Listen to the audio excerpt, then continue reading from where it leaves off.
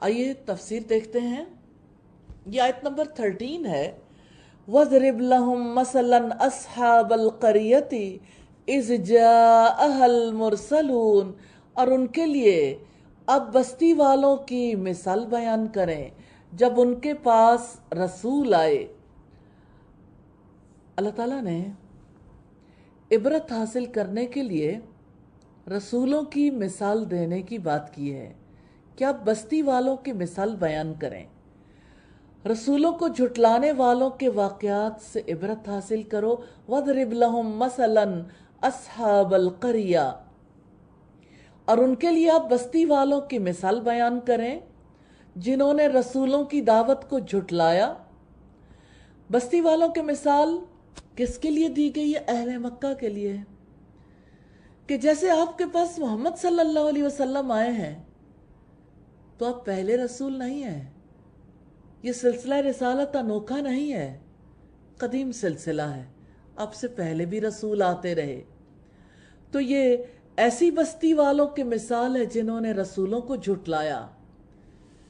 تو جانتے ہیں کیا ہوا؟ ہر دور میں جھٹلانے والوں کو اللہ تعالیٰ نے عذاب سے ہلاک کر دیا. اِذْ جَاءَ الْمُرْسَلُونَ، جب ان کے پاس رسول آئے جو انہیں اللہ تعالیٰ کی عبادت کرنے کی، دین کو اس کے لیے خالص کرنے کی ضرورت کا احساس دلاتے رہے، انہیں شرک سے، نافرمانیوں سے روکتے رہے. اِذْ أَرْسَلْنَا إِلَيْهِمُ اثْنَيْنِ فَكَذَّبُوهُمَا فَعَزَّزْنَا بِثَالِثٍ فَقَالُوا إِنَّا إِلَيْكُمْ مُرْسَلُونَ، جب ہم نے ان کے پاس 2 رسول بھیجے تو انہوں نے دونوں کو جھٹلا دیا. پھر ہم نے تیسرے کے ساتھ انہیں قوت دی تو ان سب نے کہا یقیناً ہم تمہاری طرف بھیجے گئے ہیں. اِذْ أَرْسَلْنَا إِلَيْهِمُ اثْنَيْنِ، جب ہم نے ان کے پاس 2 رسول بھیجے. 2 رسول آئے تو کیا ہوا؟ فَكَذَّبُوهُمَا، تو انہوں نے دونوں کو جھٹلا دیا. فَعَزَّزْنَا بِثَالِثٍ، ہم نے تیسرے کے ساتھ انہیں قوت دی. یعنی 2 رسولوں کو جھٹلانے کے بعد تیسرے رسول کے ذریعے ان دونوں کو تقویت پہنچائی. رب العزت نے خاص رحمت کی پے در پے رسول بھیجے. فَقَالُوا، رسولوں نے اپنی قوم سے کہا اِنَّا إِلَيْكُمْ مُرْسَلُونَ، یقیناً ہم تمہاری طرف بھیجے گئے ہیں. یعنی ہم خود نہیں آئے، اللہ تعالیٰ نے ہمیں آپ کے لیے مقرر کیا ہے. قَالُوا مَا أَنْتُمْ إِلَّا بَشَرٌ مِثْلُنَا وَمَا أَنزَلَ الرَّحْمَنُ مِنْ شَيْءٍ إِنْ أَنْتُمْ إِلَّا تَكْذِبُونَ. انہوں نے کہا تم ہمارے ہی جیسے انسان ہو اور رحمان نے کوئی چیز نازل نہیں کی، تم محض جھوٹ بولتے ہو. رسولوں کی آمد پر لوگوں نے ان کے ساتھ کیسا معاملہ کیا؟ کسی مملکت کا صدر، وزیر اعظم، کسی ملک کا کوئی سفیر بھی آئے، انسانوں کا سفیر آئے تو لوگ اس کے ساتھ برا معاملہ نہیں کرتے. سفیروں کے ساتھ سب اچھا معاملہ کرنے کی کوشش کرتے ہیں. اللہ کے سفیر کے ساتھ یہ کیسا معاملہ کیا گیا ہر دور میں؟ تو بستی کے لوگوں نے ریاکشن شو کیا رسولوں کی آمد پر. قالو، انہوں نے کہا، یعنی قوم نے، ما انتم الا بشر مثلنا، تم ہمارے جیسے ہی انسان ہو. یعنی ایسا جواب دیا جو ہر دور میں رسولوں کی دعوت کو جھٹلانے کے لیے مشہور ہے. بستی والوں نے کہا تم تو ہماری طرح کے معمولی انسان ہو. انہوں نے کہا رحمان نے کوئی چیز نازل نہیں کی. انہوں نے کہا تم جھوٹ بولتے ہو. بستی والے تو یہ کہتے رہے تمہیں ہی خاص طور پر رسول کیوں مقرر کیا گیا؟ کیا دوسرے انسان حق نہیں رکھتے تھے؟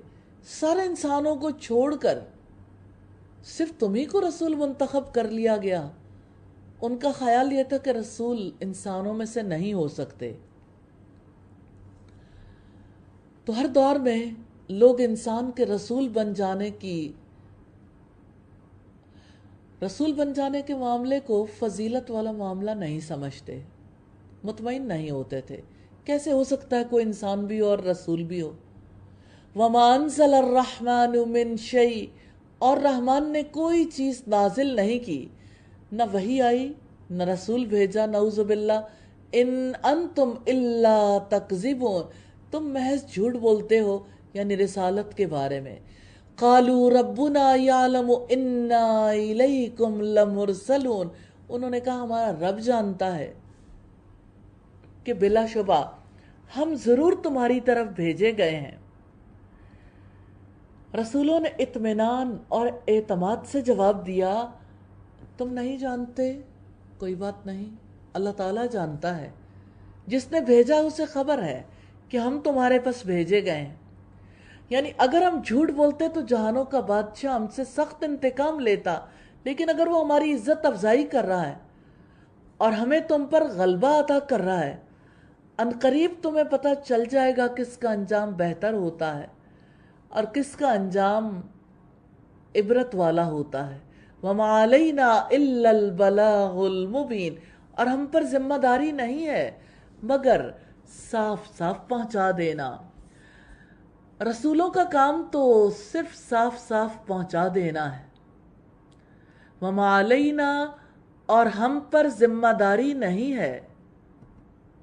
کس کی ذمہ داری؟ یعنی کسی کی ہدایت کی ذمہ داری۔ رسول ہدایت کے ذمہ دار نہیں ہوتے۔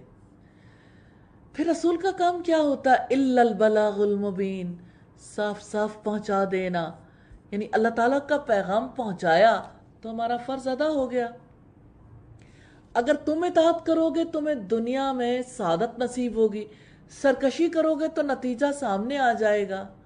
قالوا انا تطیرنا بکم لئن لم تنتہوا لنرجمنکم وَلَيَمَسَّنَّكُم مِّنَّا عَذَابٌ أَلِيمٌ، بستی والوں نے کہا بلا شبہ ہم نے تمہیں منحوس پایا ہے، یقیناً اگر تم لوگ باز نہ آئے تو ہم ضرور تمہیں سنگسار کر دیں گے، اور یقیناً ضرور تمہیں ہماری طرف سے دردناک عذاب پہنچے گا۔ انبیاء کو دھمکی دی گئی۔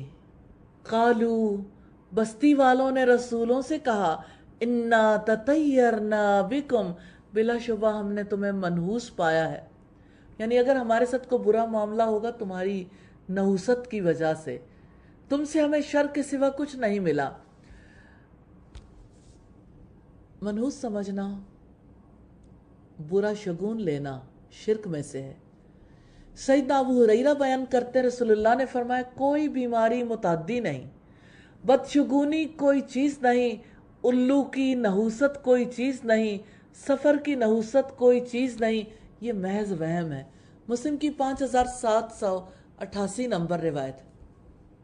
ایک چیز یہاں واضح کرنا چاہتی ہوں، بیماری کے متعدی نہ ہونے کا مطلب یہ نہیں ہے کہ بیماری کے اثرات نہیں ہوں گے، یعنی بیماری خود سے کچھ نہیں کر سکتی جب تک کہ اللہ تعالیٰ حکم نہ دے۔ اب دیکھیے جیسے مٹی سے علاج کرتے ہیں نا، مٹی سے ہی جڑی بوٹیاں نکلتی ہیں، مٹی سے ہی دیگر اشیاء نکلتی ہیں جن سے دوائیں بنتی ہیں۔ کیا مٹی زیادہ افضل ہے یا کلام؟ مٹی سے اللہ تعالیٰ نے روکا تو نہیں، علاج تو کروانا ہے، توکل کا تقاضا ہے۔ ایک قلب و توکل کے معنی یہ ہے کہ پہلے اپنا گھوڑا باندھ کے رکھو پھر توکل کرو۔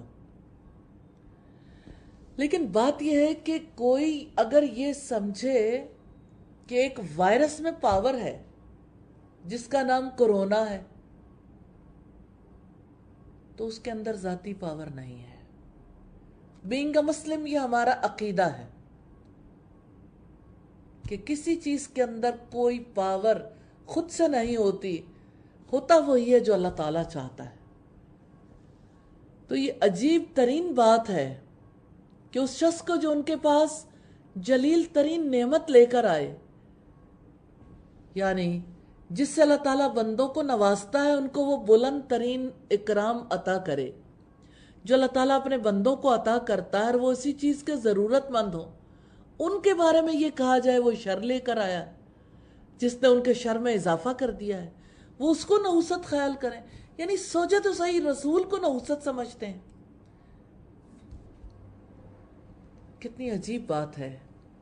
دنیا میں کوئی اپنے کسی عام دوست یا عام تعلق والے کے بارے میں بھی ایسا نہیں سوچتا، اور یہاں اللہ تعالیٰ کے حبیب کے بارے میں لوگوں نے کیسا کیسا سوچا. تو ایسا تو نہیں ہے کہ رسول اللہ کے ساتھیوں کو منحوس کہا گیا، سیدنا موسیٰ علیہ السلام اور ان کے ساتھیوں کو بھی منحوس سمجھا گیا. اور اسی طرح ہم دیکھتے ہیں سیدنا صالح علیہ السلام اور ان کے ساتھیوں کو بھی منحوس قرار دیا گیا. سورہ نمل کی آیت نمبر 47 میں سیدنا موسیٰ علیہ السلام کے بارے میں سورہ الاعراف کی آیت نمبر 131 دیکھیے. لَإِن لَّمْ تَنْتَهُوا، یقیناً اگر تم لوگ باز نہ آئے. رسولوں کو دھمکی دیتے ہوئے کہا کہ اگر تم ان باتوں سے باز نہ آئے لَنَرْجُمَنَّكُمْ، تو ہم ضرور تمہیں سنکسار کر دیں گے، پتھر مار مار کر ہلاک کر دیں گے. وَلَيَمَسَّنَّكُمْ مِنَّا عَذَابٌ أَلِيمٌ، یقیناً اور ضرور تمہیں ہماری طرف سے دردناک عذاب پہنچے گا، یا ہم گالیاں دے کر طعن و تشنیع کی بوچھاڑ کر دیں گے اور تمہیں ہماری جانب سے سخت تکالیف پہنچیں گی. قَالُوا طَائِرُكُمْ مَعَكُمْ أَإِن ذُكِّرْتُمْ بَلْ أَنْتُمْ قَوْمٌ مُسْرِفُونَ، انہوں نے کہا تمہاری نحوست تمہارے ہی ساتھ ہے، کیا اگر تمہیں نصیحت کی جائے بلکہ تم حد سے بڑھنے والے لوگ ہو. انبیاء نے دھمکی کا جواب دے دیا. قَالُوا طَائِرُكُمْ مَعَكُمْ، رسولوں نے جواب دیتے ہوئے کہا تمہاری نحوست تمہارے ہی ساتھ ہے، یعنی تم پر لوٹا دی جائے گی. شرک اور نافرمانیاں جو عذاب کا موجب بنے، اس کے واقع ہونے کا سبب بنتی ہیں، تم پر لوٹا دی جائیں گی. اَإِن ذُكِّرْتُمْ، کیا اگر تمہیں نصیحت کی جائے. یعنی بات یہ ہے کہ اگر تمہیں خالص توحید کے ساتھ نصیحت کی جائے، عبادت کی دعوت دی جائے، تمہیں بتایا جائے کہ برے اعمال کا نتیجہ تمہارے ساتھ ہے، بل انتم قوم مسرفون، بلکہ تم حد سے بڑھنے والے لوگ ہو، زیادتی کرنے والے، نصیحت کے مقابلے میں تکبر کرنے والے، دعوت کے مقابلے میں نفرت کے اضافے کے سوا کچھ نہیں. تم حد سے بڑھ رہے، بے انصافی پر اتر آئے ہو. تو لوگ نصیحتوں کا جواب دھمکیوں سے دیتے ہیں، تشدد اور قتل سے دے رہے تھے. یہی حد سے نکل جانا ہے. آیت نمبر 20 ہے وَجَاءَ مِنْ أَقْصَى الْمَدِينَةِ رَجُلٌ يَسْعَىٰ قَالَ يَا قَوْمِ اتَّبِعُوا الْمُرْسَلِينَ، اور شہر کے دور کے مقام سے ایک شخص دوڑتا ہوا آیا. اس نے کہا ہے میری قوم، رسولوں کی پیروی کرو. نیک شخص نے رسولوں کی شہادت دی. دور کے علاقے سے آنے والے نیک شخص کو جب یہ خبر ملی کہ بستی والوں نے رسولوں کو قتل کرنے کا منصوبہ بنا لیا، تو بھاگتا بھاگتا اپنی قوم کے پاس آیا اور کہنے لگا قال یا قوم اتبعوا المرسلین، اس نے کہا ہے میری قوم رسولوں کی پیروی کرو. اس نے اپنی قوم کی خیر خواہی کی، رسولوں کی پیروی کا حکم دیا. اس نے رسولوں کی شہادت دی اور کہا ان کی تابعداری کرو، ان کا کہا مانو. اتبعوا من لا یسألکم اجرا وہم مہتدون، پیروی کرو ان کی جو تم سے کوئی اجر نہیں مانگتے اور وہ سیدھا راستہ پانے والے ہیں. یعنی مخلص رسولوں کی پیروی کرو. نیک آدمی کی خیرخواہی کی وضاحت کی ہے رب العزت نے.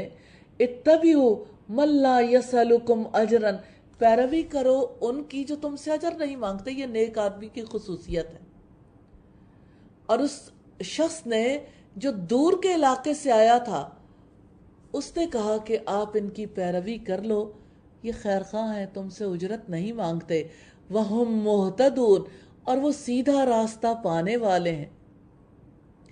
یعنی رسول تمہیں اس چیز کی دعوت دیتے ہیں جس میں تمہارے لیے خیر ہے، برکتیں ہیں. اس چیز کا حکم دیتے ہیں جو صحیح ہے، عقل اس پر گواہی دیتی ہے، اور جس چیز سے روکتے ہیں عقل اس کی قباحت کی گواہی دیتی ہے۔ شاید اس شخص کی قوم نے نصیحت قبول نہیں کی، بلکہ الٹا وہ اسے لعنت ملامت کرنے لگے۔ تو اس نے کہا رسول خیر خواہ ہیں، ان کا کہنا مانو گے تو پھلو پھولو گے۔